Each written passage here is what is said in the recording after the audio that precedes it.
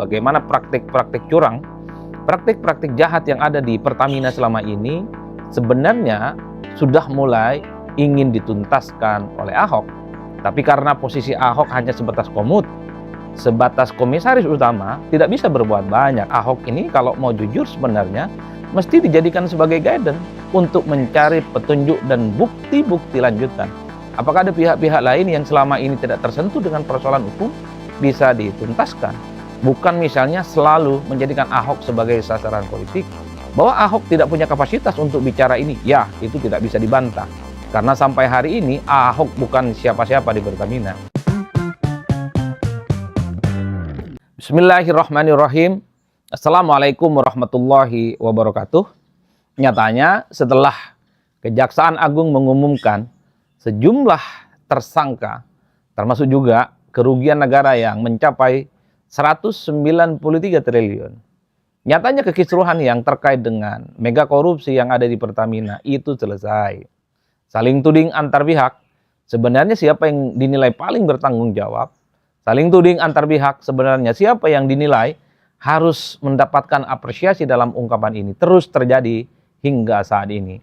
Ini tentu tidak terlepas dari pernyataan Ahok ya. Sesaat setelah Kejagung kemudian mengumumkan siapa yang terlibat dalam kasus korupsi ini, Ahok dalam sebuah wawancara dengan SCTV mengindikasikan dirinya sebagai orang yang sepertinya cukup paham dan melihat dari dekat bagaimana praktik-praktik curang, praktik-praktik jahat yang ada di Pertamina selama ini sebenarnya sudah mulai ingin dituntaskan oleh Ahok. Tapi karena posisi Ahok hanya sebatas komut, sebatas komisaris utama, tidak bisa berbuat banyak. Sehingga temuan-temuan yang mencurigakan dan merugikan negara itu tidak bisa ditindak hingga tuntas. Bahkan Ahok misalnya juga menyebut sebenarnya praktek-praktek yang merugikan negara itu cukup jamak dan lazim dan bahkan bisa melibatkan berbagai pihak, bukan hanya Pertamina. Bahkan Ahok di situ menyebut sangat mungkin misalnya melibatkan ada oknum-oknum auditor di BPK, termasuk juga mungkin ada oknum-oknum yang ada di SKK Migas. Tidak berhenti di situ, Ahok mengatakan siap jika dirinya diperiksa oleh Kejaksaan Agung, dimintai keterangan dan kesaksiannya, tentu dalam kapasitas Ahok yang menjadi komisaris utama dalam kurun waktu 2018 hingga 2024 yang tentu saja pastinya dinilai tahu persis bagaimana persoalan yang ada di Pertamina yang per hari ini kita tahu merugikan negara mencapai 193 triliun. Jadi ini adalah masalah baru yang dipicu oleh hasil wawancara Ahok dengan SCTV. Sontak saja begitu banyak respon bermunculan di mana-mana. Kalau kita mau hitung satu persatu, respon terhadap wawancara Ahok itu semuanya marah-marah. Semua kemudian membuli Ahok dan kemudian menuding Ahok sebagai orang yang sangat tidak pantas ngomong itu. Pertama, Ahok itu dianggap sebagai pahlawan kesiangan. Karena yang sebenarnya bisa mengungkap terkait dengan kasus korupsi ini adalah Kejaksaan Agung, bukan Ahok. Mestinya Ahok malu dengan wawancara yang dilakukan dengan SCTV, menyebutkan begitu banyak persoalan-persoalan yang ada di Pertamina, tapi nyatanya Ahok tidak bisa berbuat apa-apa. Mestinya yang layak diapresiasi dan mesti bicara banyak dalam konteks ini adalah Kejaksaan Agung yang mampu mengungkap kasus korupsi yang terjadi sejak 2018 hingga 2023. Makanya tidak mengherankan pernyataan Ahok dalam wawancara dengan SCTV itu dinilai sebagai pahlawan kesiangan, dinilai hanya sebatas cari panggung politik atau pansos karena pamor Ahok kembali tidak pernah muncul ke permukaan. Bahkan kita dengarkan secara seksama seorang pengacara kondang hampir setiap saat mengamplifikasi, mengkritik Ahok tanpa henti. Ahok disebut bukan siapa-siapa, Ahok mestinya malu karena posisinya saat itu cukup strategis dan hanya dinilai sebagai sosok yang tidak pernah berbuat banyak untuk perbaikan Pertamina, termasuk juga dianggap sebagai pahlawan kesiangan. Silih berganti, sang pengacara yang cukup kondang ini menyebut Ahok itu adalah orang yang bukan siapa-siapa dan tidak semestinya mengklaim sebagai pihak yang paling ngerti bagaimana persoalan kekisruhan korupsi di Pertamina.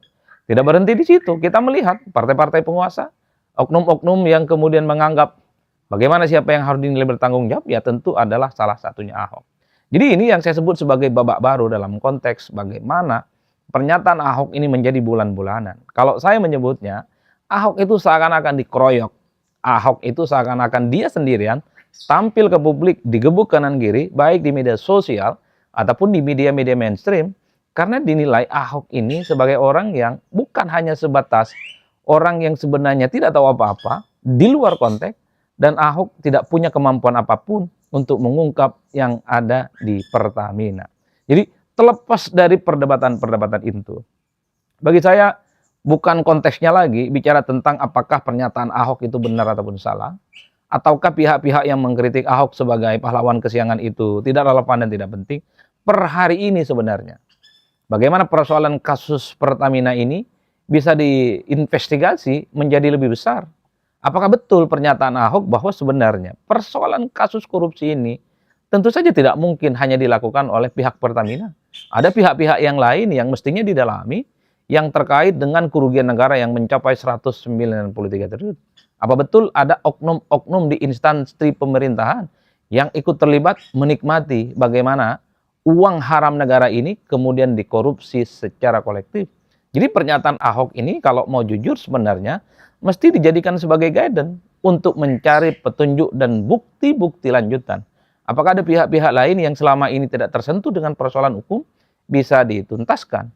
Bukan misalnya selalu menjadikan Ahok sebagai sasaran politik. Bahwa Ahok tidak punya kapasitas untuk bicara ini, ya itu tidak bisa dibantah. Karena sampai hari ini Ahok bukan siapa-siapa di Pertamina. Tapi bahwa pengakuan Ahok minimal sebagai orang yang pernah ada di Pertamina cukup lama, mestinya harus ditindaklanjuti bahwa sebenarnya persoalan korupsi yang ada di Indonesia, salah satunya di Pertamina, ini memang seringkali dilakukan secara berjamaah, kolektif kolegial, tidak hanya melibatkan satu instansi, tapi juga melibatkan instansi-instansi lainnya. Ini yang mesti dijadikan sebagai novum bagi kejaksaan untuk melakukan investigasi. Apakah betul ada pihak-pihak lain yang sebenarnya menikmati uang haram negara yang kemudian dirampok secara brutal ini. Jadi itulah pentingnya banyak pihak yang kemudian menyarankan kepada Kejaksaan Agung untuk memanggil Ahok memberikan kesaksian supaya semuanya transparan. Apa betul Ahok itu punya bukti pembicaraan-pembicaraan terkait dengan rapat-rapat penting yang ada di Pertamina sesuai dengan pengakuan Ahok yang ada di SCTV. Dan pada saat yang bersamaan memang orang juga banyak yang menyayangkan kenapa baru sekarang Ahok bicara ini secara terbuka. Kenapa Ahok tidak dari dulu ngomong bahwa dirinya itu tahu persis bagaimana korupsi yang ada di Pertamina. Wajar kalau kemudian Ahok itu disebut sebagai pahlawan kesiangan. Coba misalnya kita bisa bayangkan, saat itu Ahok sebagai salah satu kader penting partai, PDIP sebagai partai pemilu, jadi komut, kemudian tahu persis terkait dengan korupsi, ngomong kepada publik. Tinggal disebut dan ditunjuk. Kira-kira siapa saja yang sebenarnya terlibat. Dan tinggal diinvestigasi dan laporkan kepada penegak hukum. Kenapa itu tidak dilakukan oleh Ahok misalnya? Ketika Ahok menjabat sebagai komut yang sebenarnya secara peran pastinya mengetahui secara signifikan.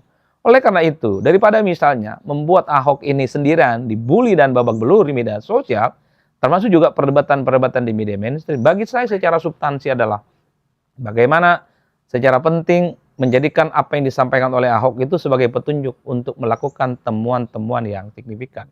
Jadi bagi kita, inilah Indonesia. Seringkali lebih ribut hal-hal yang sifatnya tidak penting. Soal siapa yang ngomong, soal siapa, apakah dia punya kapasitas ataupun tidak, apakah dia pejabat ataupun rakyat biasa, itu di kita menjadi hal yang lumrah. Mestinya di tengah perdebatan-perdebatan apa yang disampaikan oleh Ahok, harusnya ini dijadikan sebagai novum baru, petunjuk-petunjuk baru untuk mengungkapkan.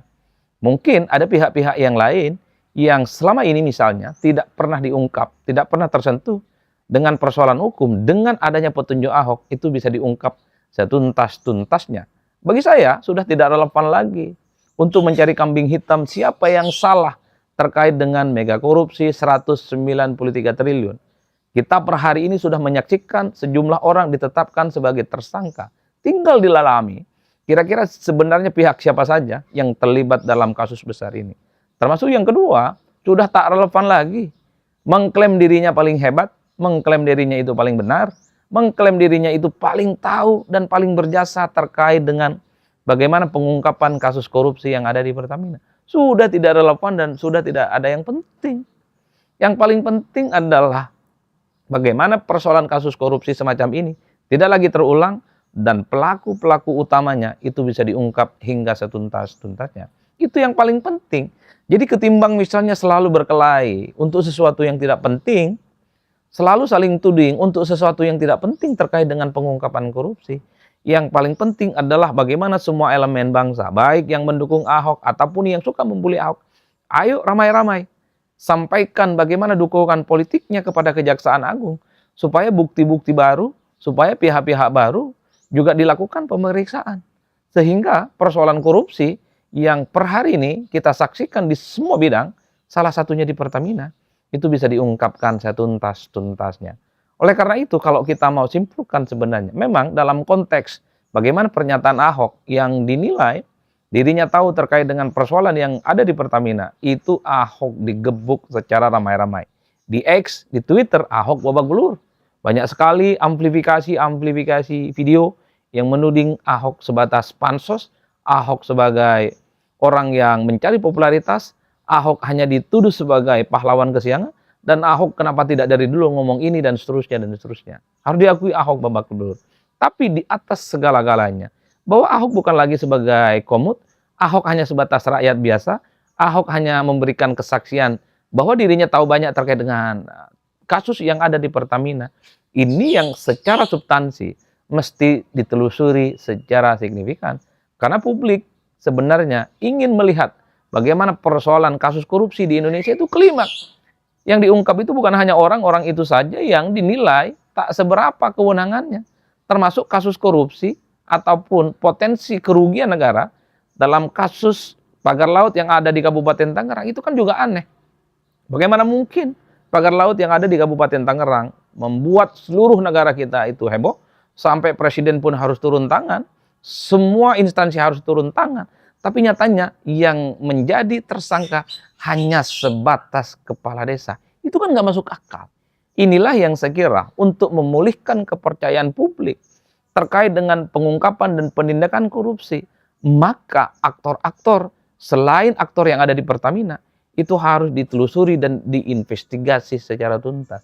Karena kalau ini hanya muncul di permukaan, hanya selesai dengan beberapa orang itu saja yang dijadikan sebagai tersangka. Wajar kalau kemudian banyak pihak yang mengatakan, ya ini jangan-jangan hanya sebatas untuk mengganti pemain, yaitu pemain-pemain baru untuk menikmati hal yang sama dengan pemain-pemain yang lama. Tentu kepercayaan publik terhadap hukum kita sedang dipertaruhkan dalam kasus Pertamina dan kasus-kasus yang lain. Di masa-masa yang akan datang, kalau kita mau jujur, pertumbuhan ekonomi terkait dengan bagaimana ekonomi kita ini kompetitif, salah satunya adalah bagaimana kepercayaan publik, termasuk kepercayaan dunia internasional, terkait dengan penegakan hukum di kita itu di atas segala-galanya. Kalau masih ada kesan bahwa persoalan hukum kita itu seakan-akan sebatas show off, bahwa kalau masih ada kesan penegakan hukum kita itu hanya sebatas ornamen-ornamen yang hanya muncul di permukaan, maka jangan salahkan kalau di kemudian hari tidak ada investasi yang mau datang ke Indonesia. Karena para investor itu tentu merasa tidak nyaman, dan tentu merasa terancam karena proses penegakan hukumnya itu tidak sesuai dengan harapan. Oleh karena itu, di pemerintahan yang baru ini, kita selalu mestinya berdoa dan berharap supaya pengungkapan terkait dengan kasus korupsi besar itu jauh progresnya bisa diapresiasi dibandingkan dengan periode-periode sebelumnya. Bukankah kita tahu bahwa persoalan terbesar di negara kita itu adalah korupsi? Dan korupsi ini yang kemudian membuat bagaimana kemiskinan, kesejahteraan, akses terhadap lapangan pekerjaan tidak akan pernah tuntas yang ada di Indonesia.